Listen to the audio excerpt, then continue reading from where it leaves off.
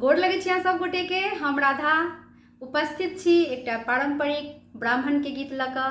अपन सबके गाम घर में जेना गीत गायल जाइए से भाष पर अहाँ सबके अगर नीक लागत तऽ लाइक कमेंट जरूर करब। कांख लेला धोतिया ब्राह्मण, हाथ लेले दत्त मनिया यौ अहाँ ब्राह्मण बाबू, चली भेला गंगा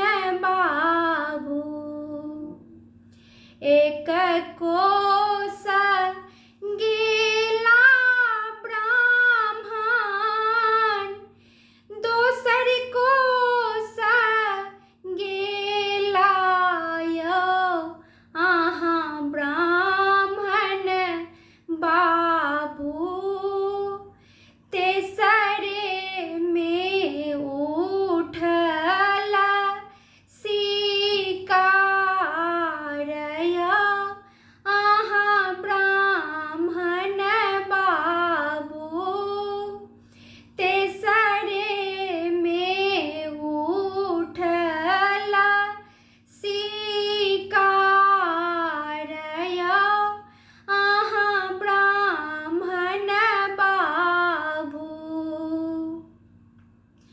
हरिनो ने मारलनि ब्राह्मण, तितिरो ने मारलनि यौ अहाँ ब्राह्मण बाबू, बिछि बिछि मारल मयूर यौ अहाँ ब्राह्मण बाबू, बिछि बिछि मारल मयूर यौ अहाँ ब्राह्मण बाबू। हकन कनै छथि ब्राह्मण, बन के मयूरिनी यौ अहाँ ब्राह्मण बाबू, हमरो के सिन्दूर हरने जाइया